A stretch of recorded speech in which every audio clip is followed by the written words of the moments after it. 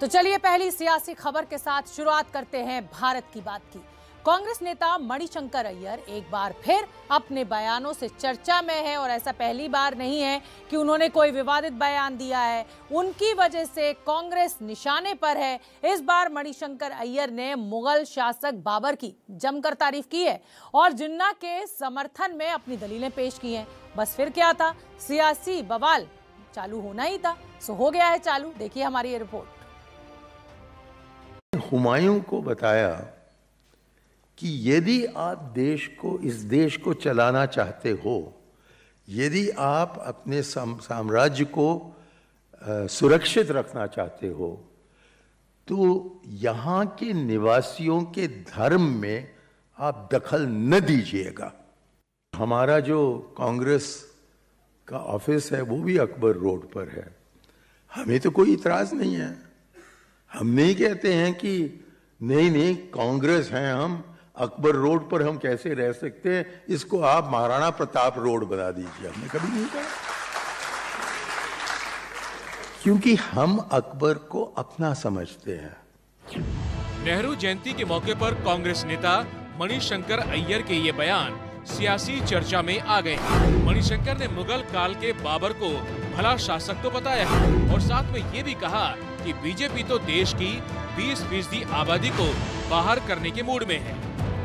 चंद लोग हैं हमारे बीच में जो आज के दिन सत्ता में हैं, जिनका कहना है कि नहीं, 80% भारतीय जो कि हिंदू धर्म को मानते हैं वही हैं असली भारतीय, और बाकी जो लोग हैं वो गैर भारतीय हैं और हमारे देश में वो रह रहे हैं तो बस मेहमान बनकर वो रह रहे हैं। विवादित बयानों के लिए मशहूर मणिशंकर अय्यर पर अब बीजेपी बरस रही है। जब हमारे आदरणीय प्रधानमंत्री जी जब चर्चा करते हैं देश की ताकत की, तो वह कहते हैं कि भारत की ताकत 130 करोड़ देशवासी है और बार बार बोलते हैं।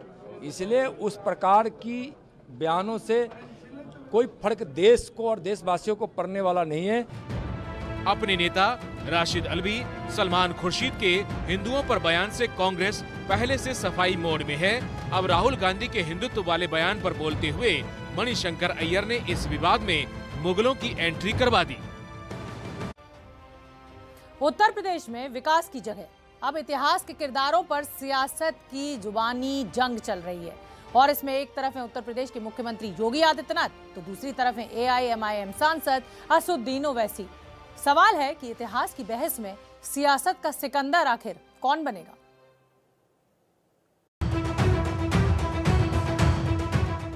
चुनाव में इतिहास के ज्ञान पर घमासान मचा हुआ है। जिन्ना आए, पटेल आए, कंगना के जरिए गांधी भी आ गए। अब 1947 नहीं बल्कि बात ईसा पूर्व तक पहुंच चुकी है। विरोधियों पर इतिहास की किताबों से चुन चुन कर मुद्दे निकाले जा रहे हैं और वार किए जा रहे हैं। जिन्ना पर जो जंग हुई उसमें आमने सामने अखिलेश और योगी आदित्यनाथ थे। अब अलेक्जेंडर पर वार पलटवार हो रहा है और आमने सामने योगी आदित्यनाथ और असदुद्दीन ओवैसी है। लखनऊ के एक कार्यक्रम में सीएम योगी आदित्यनाथ शरीक हुए तो बड़ा बयान दिया कि चंद्रगुप्त मौर्य के साथ इंसाफ नहीं किया गया। इतिहास ने अशोक को या फिर चंद्रगुप्त मौर्य को महान नहीं बताया। किसको बताया? चंद्रगुप्त मौर्य से जो हारा था वह सिकंदर को महान बता दिया। कितना धोखा देश के साथ हुआ है। लेकिन इतिहासकार इन सब मुद्दों पर मौन है। कारण है, अगर ये सच्चाई जिस दिन भारतवासियों के मन में आ जाएगी तो समाज फिर से खड़ा हो जाएगा। जिन्ना को आजादी का नायक बताने वाले अखिलेश यादव को इतिहास की किताब पढ़ने की सीख दी गई थी। अब ओवैसी ने भी ऐसा ही जवाब दिया है। चंद्रगुप्त और अलेक्जेंडर का कभी युद्ध में आमने सामने का मुकाबला नहीं हुआ। ये एक और उदाहरण है कि हमें अच्छी सार्वजनिक शिक्षा प्रणाली की जरूरत क्यों है। अच्छे विद्यालयों की कमी के कारण बाबा लोग अपनी सुविधा के मुताबिक तथ्य गढ़ने लगते हैं, शिक्षा को महत्व नहीं देते और ये बयान भी यही दिखाता है। जाहिर है यूपी में सत्ता पाने और कायम रहने के संघर्ष में कभी जिन्ना तो कभी अलेक्जेंडर और चंद्रगुप्त मौर्य पर वार पलटवार हो रहे हैं।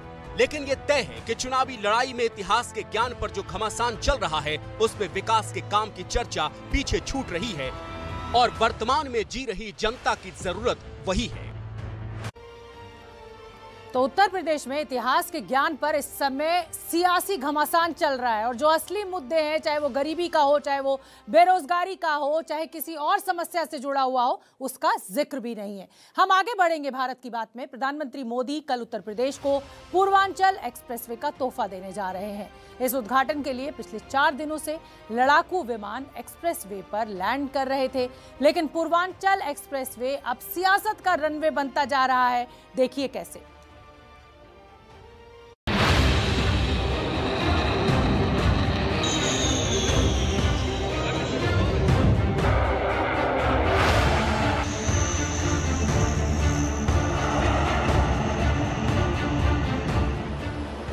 यूपी के सुल्तानपुर में पूर्वांचल एक्सप्रेसवे पर उतरा ये भारतीय वायुसेना का प्लेन C-130 हरक्यूलिस है।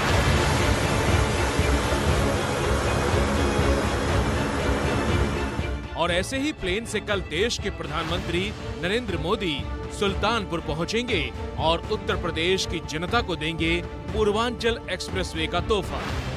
पीएम मोदी के स्वागत में यूपी के सीएम योगी भी मौजूद रहेंगे। हालांकि उद्घाटन से पहले ही समाजवादी पार्टी के अखिलेश यादव ने अपनी सियासी उड़ान भर दी। अखिलेश बोले, शिलान्यास हमारा, फीता काटने का काम बीजेपी का। हम उद्घाटन में जाना चाहते हैं तो हमें रोक दिया। कि देश के प्रधानमंत्री जी कहीं ऐसी सड़क उद्घाटन नहीं कर पाए जैसी उद्घाटन समाजवादियों ने बना करके दी, उसका उद्घाटन करने जा रहे हैं। और आधे अधूरे का उद्घाटन करने जा रहे हैं, वो भी समाजवादियों का काम जो जनता को समर्पित हो रहा है। अब जरा 4 साल पुराना ये वीडियो देखिए जिसमें अखिलेश यादव पूर्वांचल एक्सप्रेसवे के प्रोजेक्ट की शुरुआत करते दिख रहे हैं। आइए अब आपको बताते हैं पूर्वांचल एक्सप्रेसवे है क्या। पहले जल्दी से ये जान लेते हैं। पूर्वांचल एक्सप्रेसवे 341 किलोमीटर लंबा है और इसे बनाने में 22,000 करोड़ से ज्यादा का खर्च आया है। इस हाईवे से यूपी के लखनऊ, अमेठी, बाराबंकी जैसे 9 जिले जुड़ जाएंगे। पूर्वांचल एक्सप्रेसवे के सफर से दिल्ली और यूपी के बीच समय बचेगा, जिलों के बीच भी यात्रा करना आसान होगा।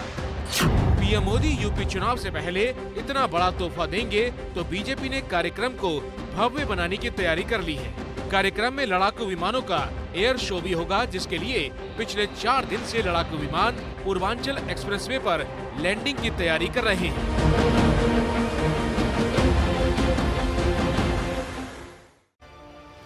और चलिए भारत की बात में इस समय की एक बड़ी खबर आपको बता दें। अहमदाबाद में धार्मिक और सार्वजनिक स्थानों पर नॉनवेज की बिक्री पर रोक लगा दी गई है। अहमदाबाद नगर निगम ने ये ऐलान किया है। स्कूल, कॉलेज, कम्युनिटी हॉल और मंदिर के पास अंडे और मांस की बिक्री पर रोक लगा दी गई है। कल से पूरे अहमदाबाद में ये नियम लागू होगा।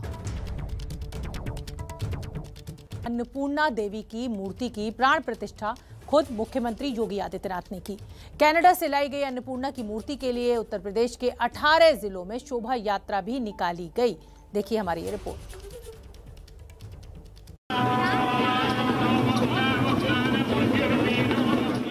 माता अन्नपूर्णा देवी की मूर्ति की पालकी को लेकर चले सीएम योगी।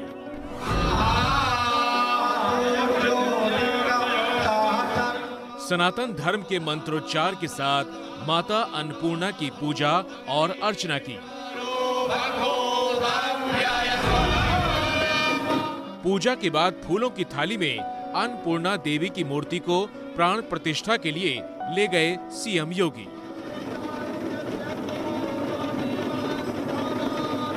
और इसी के साथ कनाडा से काशी तक मां अन्नपूर्णा की शोभा यात्रा पूरी हो गई।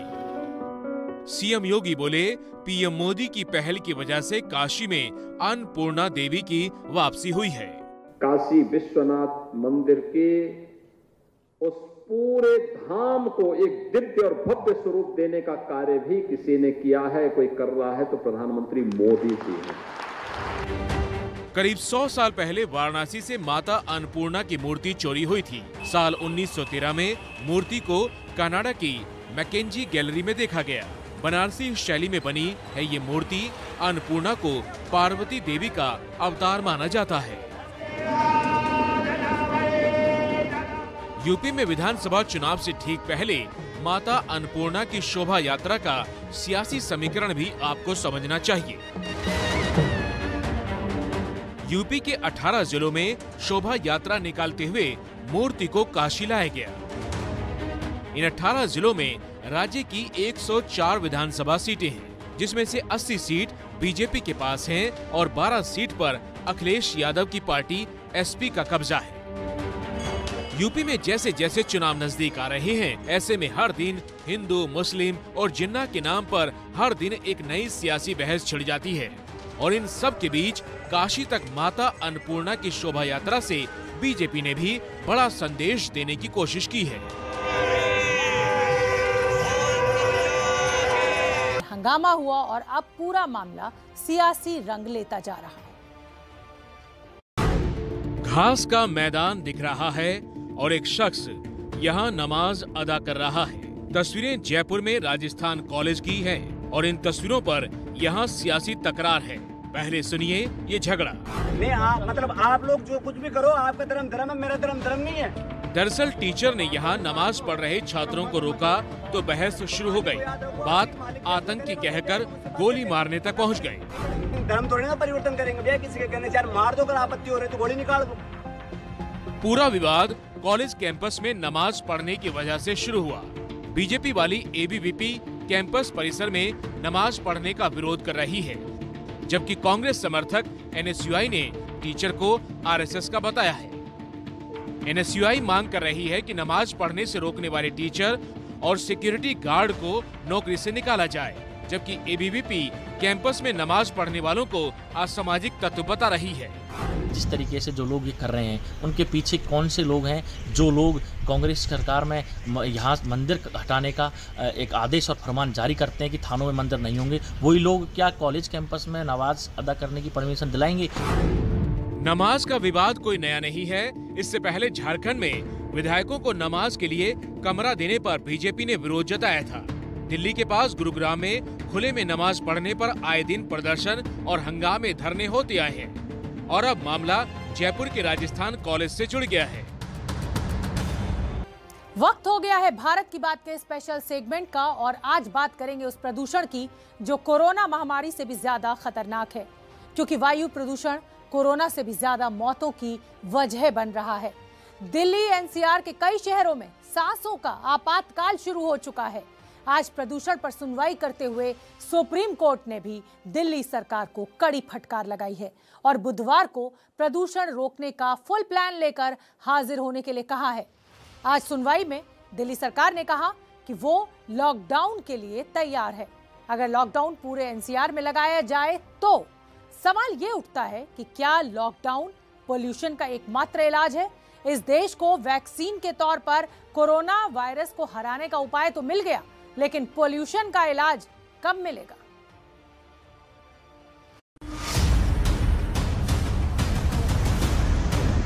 दिल्ली सरकार ने सुप्रीम कोर्ट में हलफनामा दायर किया है। उसमें कहा है अगर जरूरत पड़ी तो लॉकडाउन भी लगाएंगे प्रदूषण कम करने के लिए। क्या कहना चाहिए? अगर प्रदूषण के लिए करना पड़े कम तो आई थिंक ठीक रहेगा वो चीज़, इससे हमारी सेफ्टी रहेगी ना। आँख बहुत जलता है मैम, आँख बहुत जलता है, गाड़ी चलाने में थोड़ा परेशानी आती है।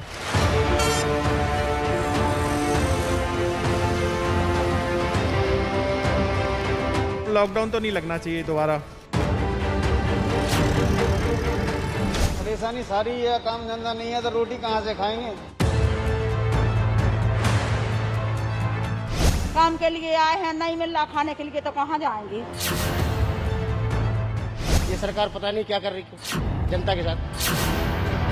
हम दिल्ली के पोल्यूशन को कम करने के लिए सब कुछ करने को तैयार हैं।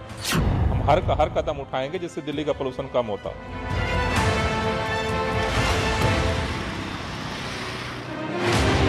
आप करेंगे, यकीनन करेंगे। प्रदूषण को रोकने के लिए जो बन पड़ेगा आप करेंगे। आपकी नीयत और कोशिशों पर सवाल नहीं, लेकिन देश पूछ रहा है कि ऐसा क्या करेंगे जिससे हर सांस के साथ फेफड़ों तक पहुंचने वाले जहर से निजात मिल सके।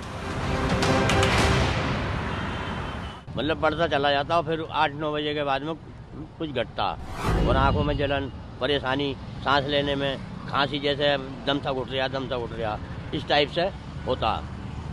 और गाजीपुर से लौटता हूँ जब परेशानी पड़ती, जाता हूँ जब परेशानी पड़ती, यही जलन सी होती है आंखों में।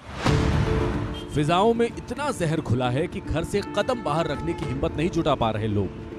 मुंह पर मास्क लगा लेते हैं लेकिन आंखें नहीं बच पाती, और PM 2.5 के जहरीले कण जब आंख में प्रवेश करते हैं तो सिर्फ जलन महसूस होती है। आंख में जलन होने लगती है, बाहर निकलते हैं तो ऐसा लगता है बाहर ना निकलें, लेकिन घर में बैठ के भी सफोकेशन होती है तो बाहर निकलना भी ज़रूरी है, थोड़ा फिजिकल होना ही चाहिए। तो बहुत बार तो हम आते हैं वापस चले जाते हैं, इतना लगता है हर जगह धुआं धुआं फैला हुआ है, कितना भी मास्क लगा लें लेकिन आंखों में तो जलन होती ही है, आंखें तो बंद करके नहीं चल सकते हैं। दिल्ली NCR जिस धुएं की चादर में लिपटा हुआ दिखाई दे रहा है वो कितना खतरनाक है उसे इस बात से समझिए। दिल्ली में औसत प्रदूषण का स्तर 342 PM 2.5 है। एक सिगरेट में 22 माइक्रोग्राम पर क्यूबिक मीटर PM 2.5 है। आसान भाषा में इसका मतलब ये हुआ कि आप एक दिन में 15 सिगरेट पीने के बराबर धुआं अपने अंदर ले रहे हैं। सिगरेट का धुआं सिर्फ सिगरेट पीने वालों तक जाता है, लेकिन प्रदूषण के इस माहौल में बच्चे से लेकर बुजुर्ग तक जहर पी रहा है। बहुत खराब है भाई साहब, आंख जलती है, यहाँ तक कि बर्दाश्त नहीं होता, 2 बार आंख धोना पड़ता है। ये तो तैयारी करना चाहिए था ना सरकार को यार, कि पूरा इंतजार कर लो, जैसे उसमें जब कोरोना काल में ऑक्सीजन का इंतजार कर रहे थे, सिलेंडर का इंतजार है, तैयारी तो पहले से करके चलना पड़ता है ना भैया। स्थितियां इतनी खराब हो गई हैं कि सुप्रीम कोर्ट को दखल देना पड़ा। सोमवार को सुप्रीम कोर्ट में प्रदूषण पर सुनवाई हुई तो दिल्ली सरकार को सवालों के जवाब देते नहीं बना। सुप्रीम कोर्ट ने सिर्फ मंगलवार शाम तक का वक्त दिया है। केंद्र और राज्य दोनों को चेतावनी दी है कि कल शाम तक प्रदूषण रोकने के लिए कुछ ठोस उपाय करें। शनिवार को भी सुप्रीम कोर्ट में प्रदूषण पर सुनवाई हुई थी। शनिवार को प्रदूषण पर नियंत्रण के लिए बने आयोग की आपातकालीन बैठक बुलाने के लिए कहा गया था, लेकिन सोमवार को आयोग जो रिपोर्ट लेकर आया उस पर जज साहब बेहद नाराज हुए। सुप्रीम कोर्ट ने विकास सबसे पहले तो जो एक आयोग बना रखा है केंद्र सरकार ने, जिसमें सभी राज्यों के अधिकारी हैं जो दिल्ली NCR के राज्य हैं, पंजाब समेत, उसकी रिपोर्ट पर, उसके जवाब पर असंतोष जताया है। कोर्ट ने कहा है कि हमको लगा था कि आप कुछ ठोस बातें लेकर आएंगे, आपने आंकड़े रख दिए और तमाम तरह की बातें कर दी, तो ये नहीं चलेगा। कल आपातकालीन बैठक बुलाइए, सभी राज्यों के प्रतिनिधियों को शामिल कीजिए और जो फौरी उपाय जो किए जाने हैं इस समय, यानी निर्माण कार्य बंद कराना जो कि गैर जरूरी है, अगर कुछ बहुत जरूरी है तो वो चल सकता है, वर्क फ्रॉम होम करवाना कर्मचारियों से, ऐसी तमाम बातें जो की जा सकती हैं, सड़क को अगर गाड़ियों को रोकना है, ऐसे कोई भी उपाय हैं, इन पर आप कल चर्चा करके निर्णय लीजिए और परसों सुबह हम सबसे पहले इसी मामले को सुनेंगे। दिल्ली NCR में प्रदूषण के मामले पर 3 जजों की बेंच सुनवाई कर रही थी, जिसमें chief justice NV Ramana, justice DY Chandrachud और जस्टिस सूर्यकांत मौजूद थे। सुनवाई के दौरान जजों ने क्या कहा वो देखिए। प्रदूषण पर जैसे ही दिल्ली सरकार का हलफनामा खुला, कोर्ट ने कड़ी नाराजगी जताई। कोर्ट की पहली प्रतिक्रिया ये थी कि ये सारी समस्याएं दिल्ली के अंदर हैं, लेकिन आपका इरादा पंजाब के किसानों पर सारा ठीकरा फोड़ने का है। दिल्ली सरकार के वकील ने कहा नहीं, हम ऐसा नहीं कह रहे। उसके बाद दिल्ली सरकार के वकीलों ने कहा MCD से भी हलफनामा मांगना चाहिए। जज ये बात सुनते ही और भी नाराज हो गए।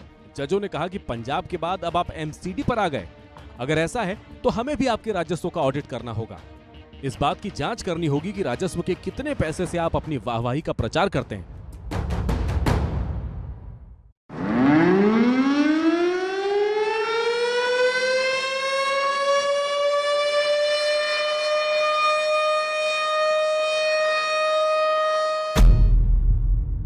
पराली के ऊपर आप ठीकरा फोड़ते हैं, किसानों के ऊपर ठीकरा फोड़ते हैं और अपनी व्यवस्थाएं ठीक नहीं करते हैं। इन्होंने स्मोक टॉवर लगाने की बात करी थी, कितनी जगह स्मोक टॉवर काम कर रहे हैं।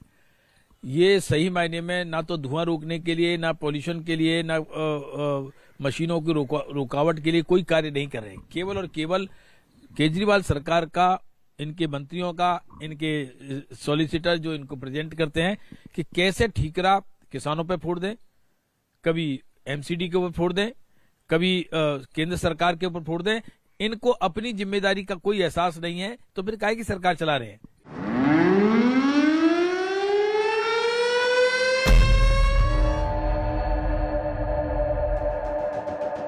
अब आपके मन में ये सवाल होगा कि आखिर बार बार किसानों पर ठीकरा फोड़ने की बात क्यों हो रही है। दरअसल दिल्ली एनसीआर में प्रदूषण की वजह पराली जलाने को बताया गया है, जबकि सुनवाई के दौरान केंद्र की ओर से सॉलिसिटर जनरल ने कहा कि पराली जलाने से होने वाले धुएं का प्रदूषण में योगदान सिर्फ 10% है। हालांकि दिल्ली सरकार इस बात और इस आंकड़े से इत्तेफाक नहीं रखती।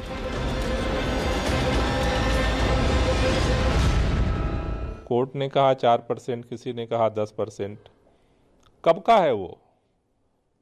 केंद्र सरकार की, दिल्ली सरकार की एजेंसी तो इसको मापती नहीं है। सफर का ही आंकड़ा आता है सबके पास, चाहे कोर्ट के पास गया हो, चाहे दिल्ली सरकार के पास हो, चाहे मीडिया के पास हो, चाहे लोगों के पास हो। अगर पिछले 10 दिन का आंकड़ा, अगर अक्टूबर की आप बात करेंगे तो अक्टूबर में पराली का तो परसेंटेज 4% ही होगा। अगर पोल्यूशन की बात करेंगे तो अक्टूबर का महीना पिछले 5 साल में सबसे बेहतर रहा है। लेकिन दिवाली के बाद का क्या सिचुएशन है? दिवाली के समय से जब से पराली जलनी शुरू हुई है, तो मेरे पास, मैं आंकड़ा नहीं जनरेट करता, सफर का ही डेली आंकड़ा आता है। सफर ने कहा कि भाई 48% तक पराली का कंट्रीब्यूशन रहा है। तो पिछले 10 दिन में जब सीवियर कंडीशन बनी हुई है, इस दौरान पराली के पोल्यूशन का क्या कंट्रीब्यूशन है, ये तो केंद्र सरकार ने जारी किया है। वहीं पंजाब के किसान भी पूछ रहे हैं कि अगर पंजाब की पराली जलाने का प्रदूषण दिल्ली में होता है तो दिल्ली से पहले हरियाणा की हवा खराब क्यों नहीं होती। और जो बात करी जा रही है कि दिल्ली में पोल्यूशन बढ़ जाता है इससे, तो एक रिसर्च हुई है, पीछे अखबारों में भी छपा है कि जो जिस 6 किलोमीटर पर आवर की स्पीड चाहिए हवा की, ये पोल्यूशन पंजाब का दिल्ली तक पहुंचने के लिए पराली का धुआं। तो पिछले 2013 से लेके आज तक सिर्फ 1 साल उस स्पीड से हवा चली है, और वो भी उस डायरेक्शन में नहीं चली जिससे ये धुआं जो है वो दिल्ली तक पहुंच सके। सो दिल्ली का धुआं, अगर पंजाब का धुआं हरियाणा को बाईपास करके किसी तरह जा सकता है, तो वो फार्मूला सरकार बता दे हमें, वो दिल्ली की केजरीवाल सरकार बता दे, वो कांग्रेस बता दे, वो बीजेपी बता दे, तो हम मान लेंगे कि कोई बाईपास है धुएं का जो हरियाणा को बाईपास करवा के हम सीधा दिल्ली भेज रहे हैं। तो इसके लिए सुप्रीम कोर्ट ने कहा है कि अकेले किसानों को नहीं इसका जिम्मेवार ठहराया जा सकता। उसके लिए दिल्ली में देखें, वो फैक्ट्री चल रही है और भी वहाँ पे कारोबार जो चल रहे हैं, उनकी वजह से भी प्रदूषण है, खाली किसानों की वजह से ही प्रदूषण नहीं है।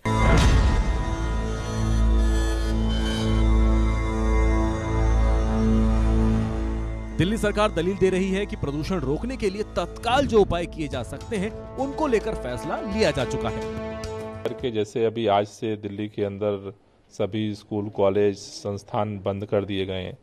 दिल्ली के अंदर सभी कंस्ट्रक्शन कार्य जो हैं वो सारे बंद कर दिए गए। दिल्ली के अंदर सरकारी दफ्तर में जो कर्मचारी, अधिकारी हैं वो वर्क फ्रॉम होम कर दिए गए। तो सभी पहलुओं पर सरकार काम कर रही है। जहाँ तक सुप्रीम कोर्ट की बात है, सुप्रीम कोर्ट में भी आज हमने एफिडेविट भी दाखिल किया है कि हम दिल्ली के अंदर लॉकडाउन के लिए भी तैयार हैं।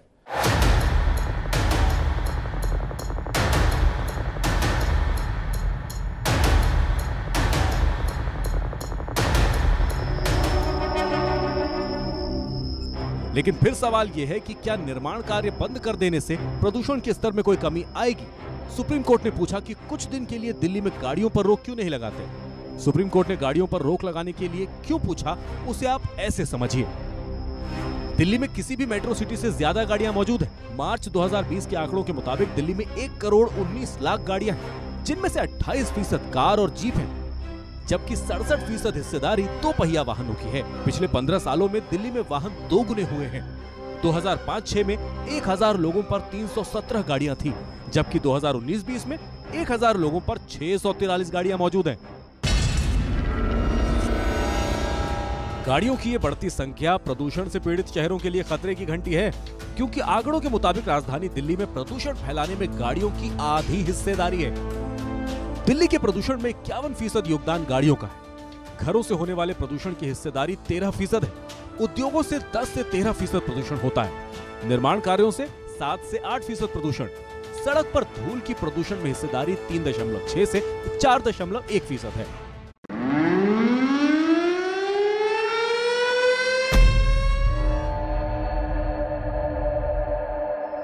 दिल्ली सरकार ने सिर्फ निर्माण कार्यों पर रोक लगाई, और वो भी सिर्फ 3 दिन के लिए, जिसकी हिस्सेदारी 8% है। दिल्ली एनसीआर में प्रदूषण का जो स्तर है उस पर सिर्फ इतने भर से कुछ नहीं होने वाला।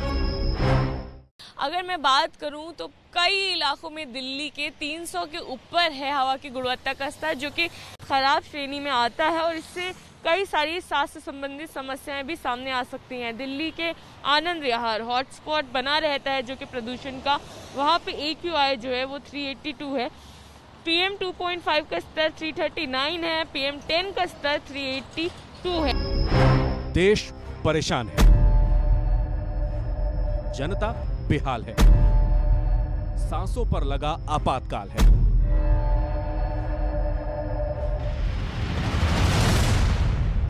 प्रदूषण को रोकना सबसे पहली प्राथमिकता होनी चाहिए, क्योंकि हम बार बार कह रहे हैं कि ये कोरोना महामारी से भी ज्यादा भयानक है। फर्क बस इतना है कि कोरोना से होने वाली तबाही और मौतें साक्षात दिखाई दे जाती हैं, लेकिन प्रदूषण तिल तिल कर मारता है। आप ही समझिए प्रदूषण कोरोना वायरस से भी ज्यादा भयानक क्यों है। लैंसेट की रिपोर्ट के मुताबिक 2019 में वायु प्रदूषण से 17 लाख भारतीयों की मौत हुई, जबकि 2020 में कोरोना से 1,48,738 जाने गई। वायु प्रदूषण हर रोज 4,658 जाने लील रहा है और 2020 में कोरोना से हर रोज 407 जाने गई। ये जो प्रॉब्लम है, जो पोल्यूशन है, ये हेड टू टो हर चीज को अफेक्ट कर सकती है। आंखों में पानी, आंखों में जलन, नाक में पानी, गले में खराश, सांस की दिक्कत, और ज़्यादा जब अंदर ब्लड में चली जाता है जब पोल्यूशन, तो हार्ट की प्रॉब्लम और कितने तरह के तो कैंसर हो सकते हैं, इतनी ज़्यादा भी अगर ज़्यादा पोल्यूशन का अफेक्टेड रहे। ये प्रॉब्लम है जो बढ़ रही है और सडनली अभी से बढ़ गई है। हालात बेहद गंभीर हैं। पिछली सुनवाई में कोर्ट ने कहा था कि लॉकडाउन पर सरकार विचार करे। सोमवार को सुनवाई शुरू हुई तो दिल्ली सरकार ने कहा कि वो लॉकडाउन के लिए तैयार हैं, बशर्ते एनसीआर के बाकी शहर भी लॉकडाउन लगाएं, तभी इसका असर दिखाई देगा। उससे कोई फर्क नहीं पड़ना है, क्योंकि जो पोल्यूशन पे इन्होंने कंट्रोल करना था वो आज से 6 महीने पहले, साल पहले तैयारी होती है। कोई तैयारी नहीं थी। कोई फर्क नहीं, बंद करने से कोई फर्क नहीं। इसका सोल्यूशन है, पोल्यूशन का सोल्यूशन बंद करने से नहीं होगा। पोल्यूशन का सोल्यूशन इसका समाधान होना चाहिए जी। लेकिन मुद्दा तो यही है कि लॉकडाउन प्रदूषण का इलाज नहीं है। पहले ऑड इवन और अब लॉकडाउन। हम किस तरफ बढ़ रहे हैं? हमें कारगर उपाय सोचने होंगे, क्योंकि प्रदूषण की चादर में लिपटे शहरों का मतलब सिर्फ आम नागरिकों को मौत के मुंह में धकेलना है, और ये किसी भी कीमत पर होने नहीं दिया जा सकता। तो परसों यानी बुधवार को सुबह 10:30 बजे सबसे पहले इसी मामले पर सुनवाई होगी। सुप्रीम कोर्ट कल एक आपातकालीन बैठक बुलाने को कह रहा है, जिसमें दिल्ली, हरियाणा, पंजाब, उत्तर प्रदेश के प्रतिनिधियों को शामिल होना होगा। आज जजेस ने कहा कि कोर्ट से ये उम्मीद की जा रही है कि वो सरकारों का भी काम करे और किन मुद्दों पर निर्णय लिया जाना चाहिए। तय है कि बुधवार सुबह तक कोई ठोस प्लान पेश नहीं हुआ तो कोर्ट के सामने जवाब देना होगा। सरकारों के लिए जरूर मुश्किल पैदा होगी। केंद्र सरकार ने सीबीआई और ईडी के चीफ का अधिकतम कार्यकाल बढ़ा दिया है। अब वो 5 साल तक डायरेक्टर के पद पर रह सकते हैं। सरकार के इस फैसले पर कांग्रेस ने सवाल खड़े किए हैं।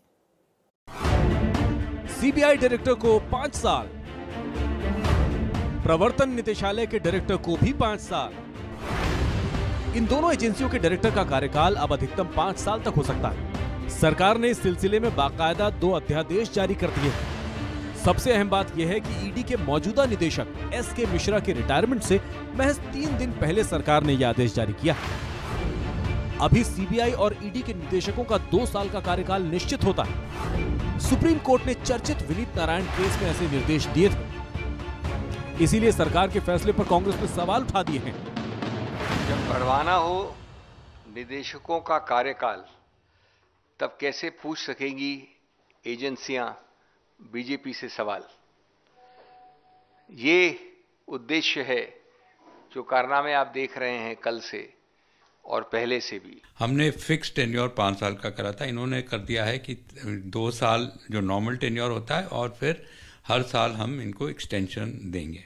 एक डायरेक्टर जो 5 साल के लिए रहेगा तो उसको ओवरऑल पिक्चर रहती है और वो कंटिन्यूटी दे पाते हैं केसेस के इन्वेस्टिगेशन के लिए। 5 साल के इस अध्यादेश को लेकर सरकार की वरिष्ठ नौकरशाही कैमरे पर तो बोलने को कुछ तैयार नहीं है, लेकिन कुछ का मानना है कि सरकार के इस कदम से बड़े मामलों और बड़े मगरमच्छों पर बड़ी कार्रवाई हो सकती है। वहीं दूसरी तरफ कुछ का मानना है कि सरकार इस मामले में अंधा बांटे रेवड़ी अपनों को दे की तर्ज पर काम कर रही है। साथ ही नौकरशाहों को स्पष्ट संदेश दे रही है कि यदि उनका कहना मानोगे तो रिटायरमेंट के बाद भी सरकार में रहोगे। प्रधानमंत्री मोदी ने आज मध्य प्रदेश के भोपाल को वर्ल्ड क्लास रेलवे स्टेशन का तोहफा दिया। 100 करोड़ की लागत से बने रानी कमलापति रेलवे स्टेशन का लोकार्पण किया। माननीय प्रधानमंत्री श्री नरेंद्र मोदी जी मंच पर मौजूद गणमान्य अतिथियों से भी आग्रह कि वे इस शुभ कार्य में शामिल हों। इस हरी झंडी के साथ पीएम मोदी ने मध्य प्रदेश के भोपाल को 100 करोड़ के रेलवे स्टेशन का तोहफा दिया। सेवा के आरंभ होने से इस क्षेत्र के औद्योगिक विकास को गति मिलेगी और क्षेत्र का चहुमुखी विकास होगा। उद्घाटन से पहले पीएम मोदी ने घूम कर स्टेशन का जायजा लिया। पूरा रेलवे स्टेशन इंटरनेशनल एयरपोर्ट की तरह बनाया गया है। स्टेशन का नाम है रानी कमलापति। भारतीय रेल ने दिया मध्य प्रदेश का पहला और देश का दूसरा विश्व स्तरीय रेलवे स्टेशन, रानी कमलापति रेलवे स्टेशन। भोपाल को तोहफा देने से पहले प्रधानमंत्री नरेंद्र मोदी आज अमर शहीद बिरसा मुंडा की जयंती पर जनजातीय गौरव दिवस समारोह में भी पहुंचे और आदिवासियों के मुद्दे पर विपक्ष पर ऐसे निशाना साधा। आदिवासियों का दुख, उनकी तकलीफ, बच्चों की शिक्षा, आदिवासियों का स्वास्थ्य उन लोगों के लिए कोई मायने नहीं रखता था। साथियों, भारत की सांस्कृतिक यात्रा में जनजातीय समाज का योगदान अटूट रहा है।